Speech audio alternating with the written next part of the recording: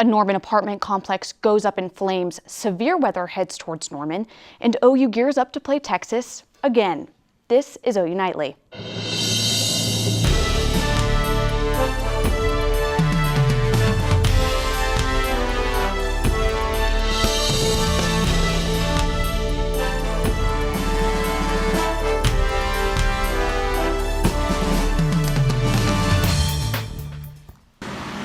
Firefighters and police were on the scene around 3:30 this morning in response to a fire at the Commons apartment complex near Emhoff Road and Classen Avenue.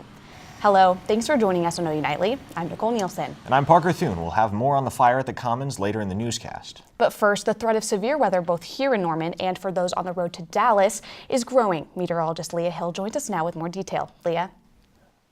Thanks, guys. So no watches have been issued yet, but we do expect a tornado watch to be issued due to the severe weather we are going to see tonight. But here's a look at the current radar. We do see some storms are starting to form out towards the west. Things are really going to ramp up as we get towards later this evening. We expect the severe potential to really increase by about 6 p.m. So currently our severe weather outlook, we have enhanced risk for severe weather that is down towards the southeastern state of Oklahoma. Here in Norman, we have a slight risk for severe weather, but student meteorologist Jordan Overton, he is in the field right now with more on tonight's severe threat. All right, yeah, so guys, I'm down here at the National Weather Center, and they've just told us about 3 stories beneath where I'm standing is the Storm Prediction Center, and that's actually where they issue the tornado watches and also the tornado warnings for this area, and they've just indicated to us that we're expecting a tornado watch to be issued within the next 30 minutes to an hour, okay? Now, the reason for that is because we're expecting thunderstorms to develop that could contain tornadoes. All right, so we have the strong southerly winds. You can probably hear it in my microphone, and all this is coming together to indicate that we could see thunderstorms with tornadoes, and that's why the Storm Prediction Center has indicated that we're expecting the watch to include Norman. It's expected to include Oklahoma City and areas just southeast of here, okay? So that's what we're looking at right now, and then Leah's going to have more updates on this, but make sure you're following us on Twitter at OU Nightly and also on Facebook at OU Nightly TV. We'll keep you updated throughout the entire night, and Leah's going to have your extended forecast, plus a look at your game day forecast coming up. But for now, back to you guys. Thank you, Jordan, and we will keep you updated throughout the show as our weather team gathers more information. And earlier, you saw the frightening scene at the Commons, and the Norman Fire Department has confirmed that at least 1 individual was hospitalized in the wake of the fire. For a closer look at the blaze, we turn to OU Nightly's Zach Brown.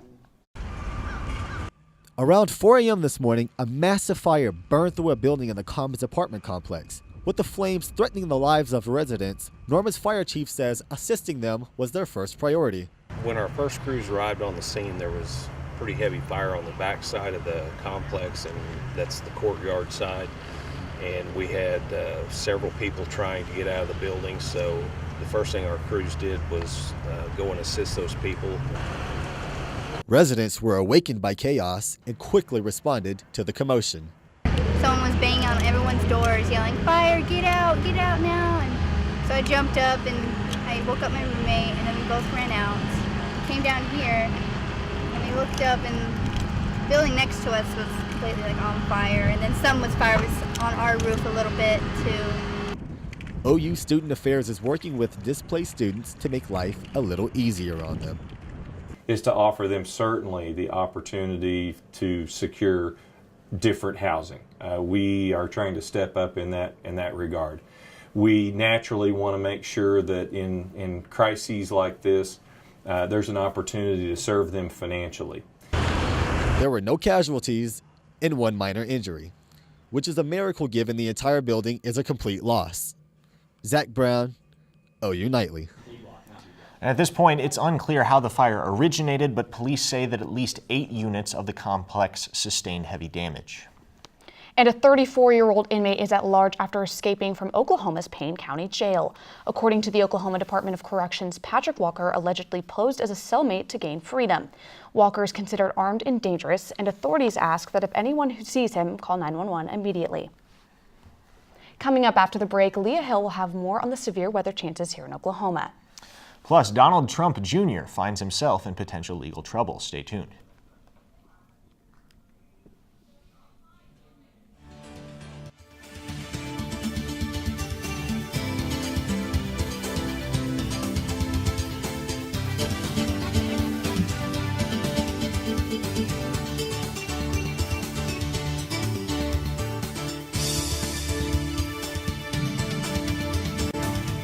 Welcome back. A serious earthquake rattled more than just nerves in Alaska this morning, causing extensive damage to buildings and roads across the state.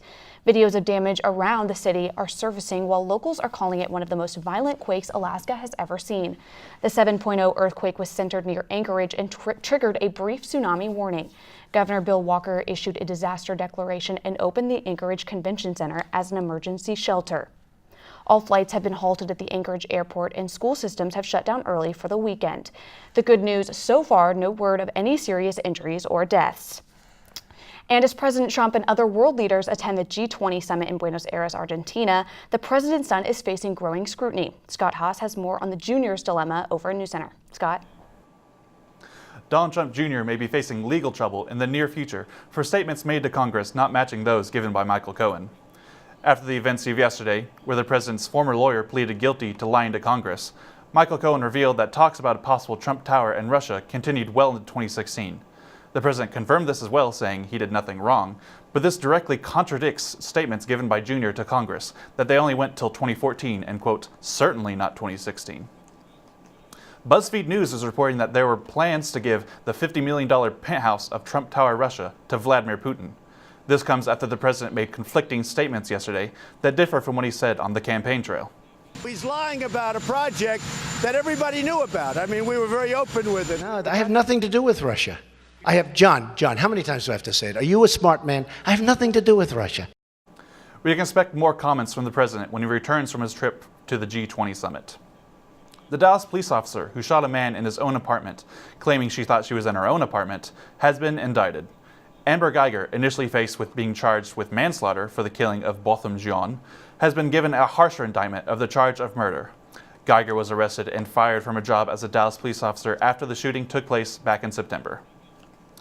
And the Marriott International hotel chain announced today that they had been hacked, putting at risk the data of 500 million guests as far back as 2014.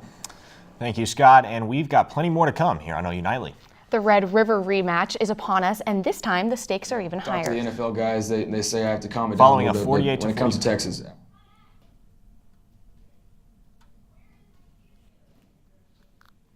And we have a slight risk for severe weather tonight. I'll have all the details on when and where we will see this threat coming up next. Welcome back to OU Nightly. We have the threat for severe weather as we go throughout the night. This is a look at the CalStar cam. This is where we're going to see the storms coming in. This is facing west currently, but so far on radar is remaining relatively quiet. The storms haven't started forming yet, but when they do, they will come from the southwest and move to the northeast. So right now we do have a slight risk for severe weather as we go throughout the evening, but no warnings are in effect just yet. We do expect a tornado watch to be issued within the next half hour to an hour. So here's a slight risk. Norman is included in that all the way up through Tulsa and Stillwater down towards the southeast is where they have the enhanced risk for a severe weather for tonight. And then if we look at our tornado outlook for this evening, we are in the 5% region for the possibility for tornadoes, which is actually pretty significant for this time of year. We're going to watch that very closely. So here's 5 o'clock. This is where the storms are expected to start popping up, and they will quickly progress into our area here in Norman as we go throughout the evening. This is going to be a quick event. The timing of this is going to be about 5 o'clock and will be over around 9. But the dangerous part of this is the storms are going to form right along I-35, which is where people will be driving, especially during rush hour. We expect to see those storms forming along 35. And then as we go throughout the evening, those storms will start to clear out. But here's the triple point. That is the area we are watching for the formation of these thunderstorms. We're going to be monitoring that very quickly, so be sure to keep up with OU Nightly for more details on that. But golf ball size hail and winds 60 to 80 miles per hour is the main threat. Tornado threat, while low, it is not zero as we go throughout the evening. So for tonight, 8 p.m., we're going to have some showers still in the area, possibility for some severe weather. We do have those clouds keeping in. Tomorrow, we're going to be staying relatively cold, low tonight, mainly in the 40s as we go throughout the day, warming up back to the 60s. Highs tomorrow across the state. We're going to be staying in the 60s, nice day overall. And then for our 7-day, clear and windy on Saturday, cooler and a light breeze on Sunday.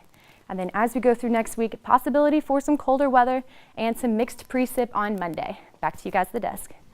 Thank you, Leah. Well, that's all we've got for you on our final newscast of the semester, but with the Big 12 championship on the horizon, you won't want to miss Big Friday Sports. That's right. Unfortunately, Nicole and I are signing off for the year here on OU Nightly, but after the break, Spencer Royce and Shiloh Sellers take you the rest of the way. And Spencer, being the Cowboys fan that you are, I think I know what's coming.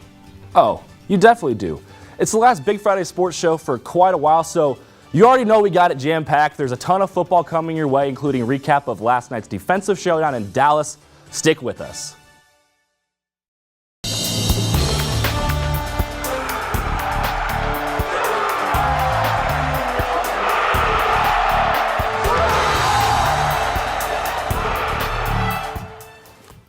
You are currently taking an inside look into the home of the Dallas Cowboys in Arlington, Texas, AT&T Stadium, where the Oklahoma Sooners and the Texas Longhorns will meet again for the Big 12 championship. Tomorrow at noon, round 2 of the Red River Rivalry will take its place inside of this beautiful stadium. Welcome to Big Friday Sports. I'm Spencer Royce alongside Shiloh Sellers. Today we have a Big 12 packed show for the big weekend, so let's get started. Since the start of regular season play, the Sooners have lost only once in a very memorable Red River rivalry when the Crimson and Cream fell to the Longhorns 48-45. The chaos started when Kyler Murray was sacked twice. Trey Sermon ran the 67 yards to tie the Longhorns in a classic Sooner comeback, but Longhorn Cameron Dicker, the kicker, had the moment all kickers dream of, a 40-yard field goal to win the game. This weekend will be the third ever OU Texas rematch. The Game Day U crew joins us to give us their insight on the matchup. Josh, take it away. Ladies and gentlemen, we are here. AT&T Stadium, Arlington, Texas, ahead of the Big 12 Championship game tomorrow, the first Oklahoma-Texas rematch in a long time. Guys, ton of storylines. Throw some out here. Where do you want to start? Sam, go for it. The first time these two teams have played each other twice in one regular season since 1903, 4 years before Oklahoma even became a state. This is an unbelievable game. We don't get to see this hardly ever. Texas with this win has a chance to say that they are officially back, but Oklahoma's got a lot more to gain out of this one. Yeah, for me, it's just a simple win and you're in. Probably. Assuming Bama beats Georgia in the SEC Championship tomorrow. If that happens, since on Tuesday the committee did put OU at 5, Ohio State at 6, they're saying, hey, OU, we like your resume more, and if you get the job done against Texas, again, assuming that Bama knocks Georgia out of the number 4 spot, OU should be in the college football playoff. It's all just so surreal, Josh, and let's be honest, this is just a dream come true for so many people involved. For sure. For Texas, they can have their first 10-win season since 2009, the Mac Brown days. For Oklahoma, they could avenge their loss, win a 4th consecutive Big 12 title, and make the playoffs, as Madeline said. And then, of course, at the end of it all, who knows, man, what's going to happen behind us, because this, right now, is history in the making. I think at the end of the day, this is going to go down as one of the best games you'll see in the Big 12. Oh, for sure. First OU Texas rematch in over 100 years. It's the Red River rivalry. Kyler's going for the Heisman. CFP spot on the line. A million things. And the number one dream that was achieved today was the Big 12 Conference finally got what they wanted so bad, OU Texas round 2. That's why this game's happening. It's going to be a blast. Don't kid yourself. Oh, for sure. Oh, absolutely. Well, we'll be back here in a little bit to break down the game a little more, but for now, that's it. Back to you guys in the studio. Saturday is going to be a crucial day in college football, deciding who will compete for the national title. Tori Johnson gives us a look at what some are saying about who should be in. Currently undefeated teams, Alabama, Clemson, and Notre Dame, lead the way, but the 4th spot is up for grabs. Last weekend, Ohio State forced Michigan out of the top 4 with a statement win. Oklahoma also had a big win, handing an L to the then 13th ranked West Virginia at home. There's been a lot of debate over who the 4th spot will go to. So Joel, if all the favorites win on Saturday, who should make it? Oh, gosh. Oh, gosh. Can I start by saying there's not a good answer? You can say that. There really isn't. The Tide is a 13-point favorite over Georgia, so the committee decision for the 4th spot may come down to Ohio State or Oklahoma, assuming they both win this weekend. But the committee has to weigh their flaws. The Buckeyes were blown out by Purdue earlier this season, and while OU has an elite offense, their defense has given up 189 points just this month, ranking them 125th nationally. What would your order be? Well, I would have Ohio State ahead of Oklahoma because there is nothing on Oklahoma's resume. There is no win that is anywhere near as impressive as what Ohio State did to Michigan. And even beating Texas is not going to put it in that category. So I would put Ohio State in the first position to get in if Georgia loses. One sports specialist who has become an enemy to OU fans jumps on the Sooner schooner to come to their defense. The Ohio State-Oklahoma thing is real simple to me. I got a track record of Oklahoma giving great SEC defenses fits. And number two, I can stomach their loss. I can't stomach a 29-point loss to Purdue. It could all come down to this weekend's conference championship games. The Sooners have a Red River rematch for the Big 12 title. So if they add another one of these to their trophy case, their next game could be in the playoffs. For Big Friday Sports, I'm Tori Johnson. On Sunday, the committee is going to put an end to all the discussions with the final CFP rankings. We'll hear again from Josh and the Game Day U gang when we come back. They've got a lot to say about how tomorrow's OU-Texas rematch has to look a lot different than the Red Rebel rivalry back in October. Welcome back to Big Friday Sports. So Sooner fans, if you are driving down to Dallas tonight for the Big 12 championship against Texas, you're going to want to be aware of the weather. Currently, nothing is on radar yet, but we do expect these storms to fire up around 5 o'clock. Those will come from the southwest, and that will track towards the northeast. So these storms will be all up along I-35 as you are driving. We do expect the threat to be mostly wind, which will be about 60 to 80 miles per hour, and as well as large hail. So 6 o'clock even to about 10 o'clock is where we expect these storms to start moving through. And then as for tomorrow, we're going to have very nice weather for our game day. Back to you guys. Thanks, Leah. Conference Championship weekend has some very important matchups set to take place tomorrow. Spencer, highlight the big games for us, please. I got you. In a rematch from last season's college football playoff finale, the Georgia Bulldogs look to stun the top-ranked Crimson Tide. That game's at 3 o'clock. Then later on at 7, Ohio State will try and demolish Northwestern in the Big Ten title game and win over the selection committee's hearts one last time. And last but certainly not least, the college football powerhouse that is the Clemson Tigers are set to face Pittsburgh in the ACC title game. That one's also at 7 o'clock. A lot of good football. Now we're going to throw you back to the Game Day U crew down in Dallas once again so they can talk some more about this highly anticipated Red River rematch.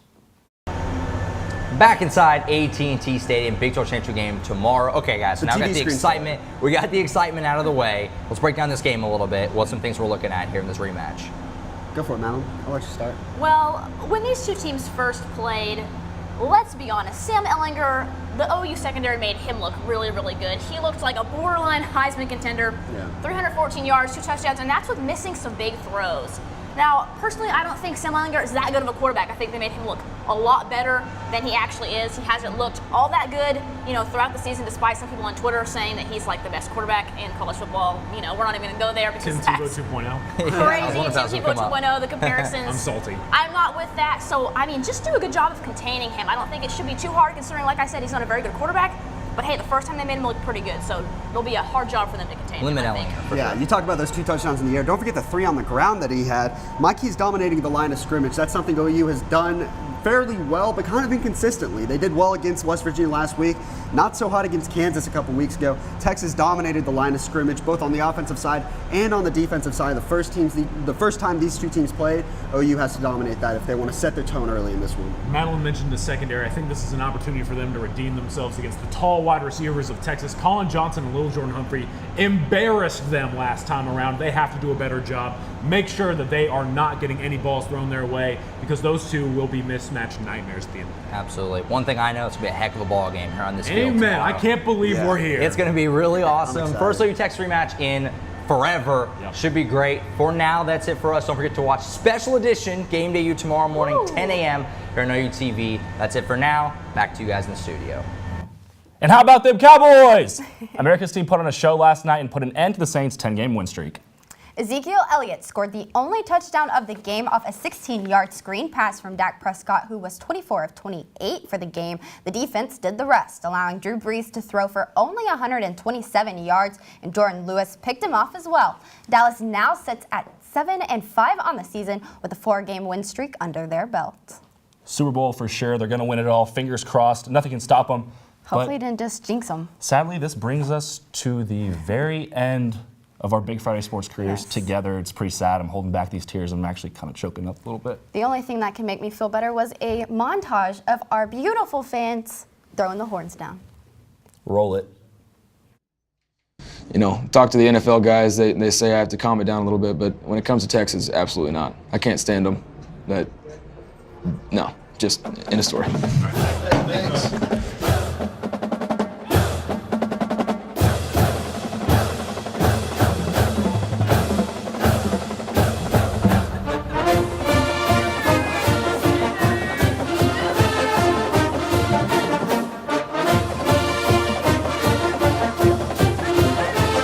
And Texas still sucks. Hey, Big 12 officials.